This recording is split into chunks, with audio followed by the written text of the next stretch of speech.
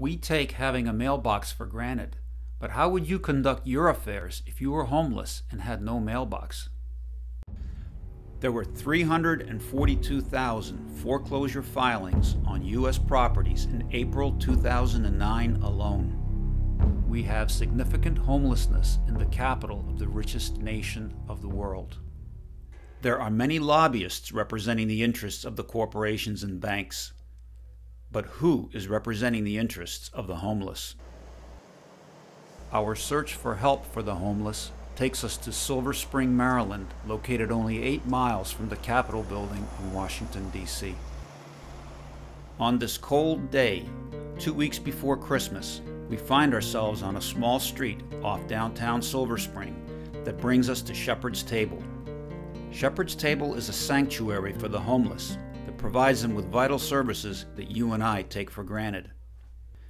Back in downtown Silver Spring, the shadows are growing long, and soon people will be coming to eat dinner at one of the many restaurants that downtown has to offer. While at Shepherd's Table, people are slowly arriving in anticipation of a nice warm meal.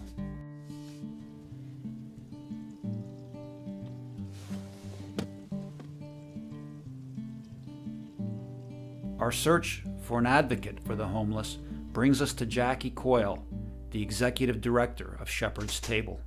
If you visited Shepherd's Table, you would see her in action, overseeing all aspects of the operation. Shepherd's Table's mission is to serve the needs of those folks who are living in poverty, many of whom do not have a home. We serve folks who come here who have lost jobs, who have jobs and are not adequately paid. We serve folks who are mentally ill.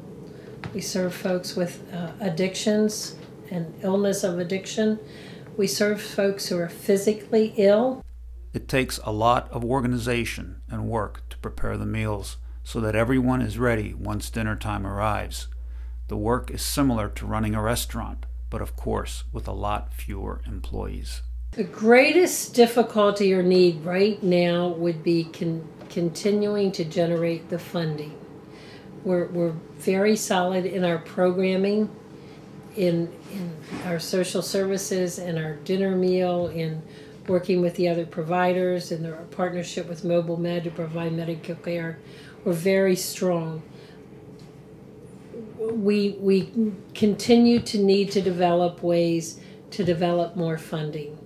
So the county's pretty strapped right now, so I don't think the bigger bucks are going to come through that source. Continuing to work through foundations, continuing to find ways that we can invite more individuals and religious organizations and others to see and understand the need here. Shepherd's Table is fortunate to have volunteers willing to give their time and effort to help those less fortunate. Today we have workers from a local employer here to help. Everything is almost ready. This is the short period of calm before the rush starts. The cold and hungry dinner guests are waiting for the doors to open. Once they enter, the evening is in full swing.